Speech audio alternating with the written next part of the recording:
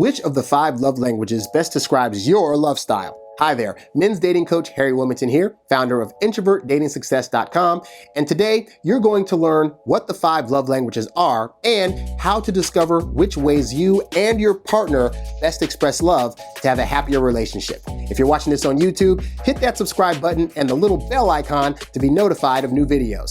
Also, check out the website to download my free ebook, Texting Like a Boss, which gives you helpful tips on attracting women with your phone the right way. And now, let's check out that clip.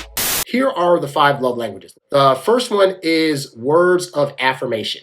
And words of affirmation means that you are a person that best receives love by hearing kind words, and you also give love by saying kind things to other people. So if you're a person that's a verbal person that likes to, encourage people by way of talking to them, hey, you're doing a good job, or just want you to know that I love you and I really care for you and I admire you so much, then that means that your love language is most often words of affirmation. And these are also people that when you say hurtful things to them, it's going to sting them on a higher level than others. The second one is acts of service.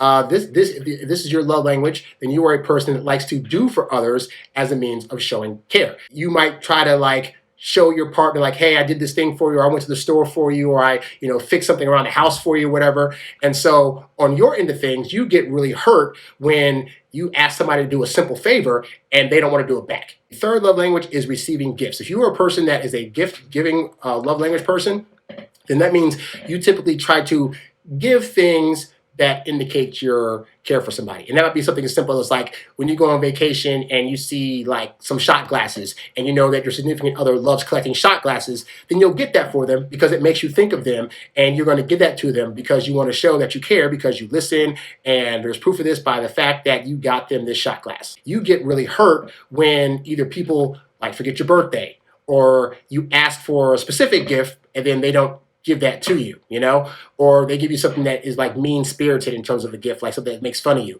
That's how you will end up getting hurt if you're a person that is a gift person for love languages. Let's see, the fourth one here is quality time. So if you're a quality time person, you're a person that will sacrifice parts of your time to be able to spend with other people. And this is what I do. Now, as an introvert, my time is already valuable, okay? So the fact that I'm willing to take time out of my day to hang out with and or go on a date with anybody is a huge sacrifice for me. And I'm sure that's true for a lot of introverts as well. So your quality time is somebody wants to go to the movies, you go to the movies with them, or they're going through a hard time, say their parent just died, or somebody that they really cared about. It's making they're in a fight or tiff with them of some kind. You'll go and spend time with them so you can hear them talk and you can hear them get it out. And that's how you best show your love. So you get hurt when you're wanting to spend quality time with somebody and they're on their phone, or you're trying to talk to them and they're talking about other things, or they're trying to, push you to the side, or they're saying, oh, I can't show up to this, in case of dating,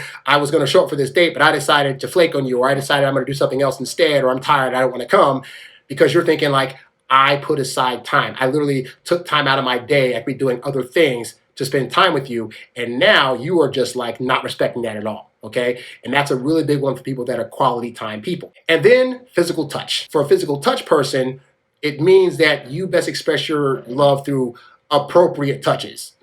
I got to specify that, okay? So that's giving hugs to people, patting them on the back. These things help you connect to another person in a tangible way. So for you, the bad part is that it can really, really affect you when your significant other is not touching you, in terms of whether it's in a sexual manner or whether it's giving light touches, pats on the backs, whether they're not hugging you or giving you massages.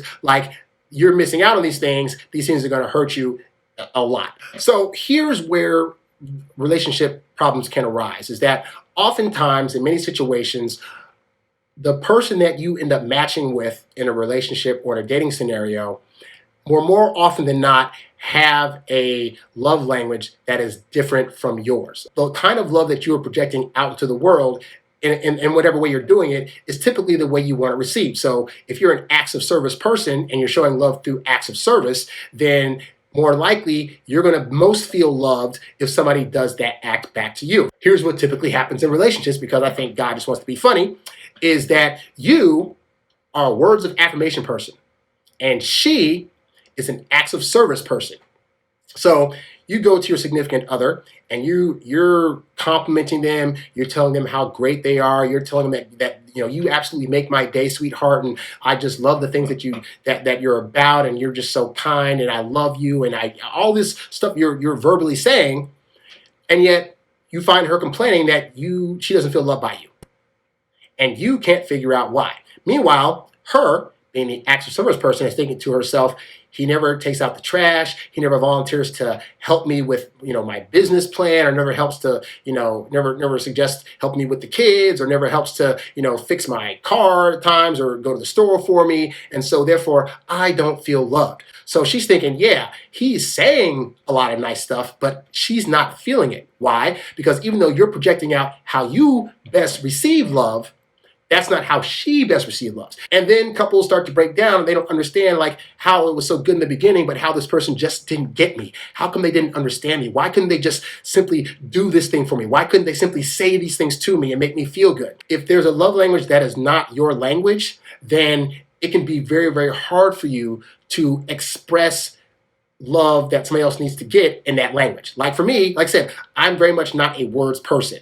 So for me, having to come up with words to say to a person to make them feel like I care about them is an exercise. Like, it's easier for me to think of something to do for a person or how to spend time with them than it is to think of some words to say that are going to make them feel the same amount of intensity that I feel when I get quality time and acts of service, okay? So it really is a balance, and honestly, I think part of this is people oftentimes aren't recognizing what their actual love language is. So I recommend everybody go to www.5lovelanguages.com. That's the number 5, and then lovelanguages.com. At that website, they have a little quiz of 30 questions that you can answer, and then based on those answers, they'll give you in pecking order what your language is. You have yourself do that, you have your significant other or person you're dating, whatever, do that, and then you'll start to get an understanding of, okay, this is why this other person feels this way when I don't do this, and then this is how I can implement this best.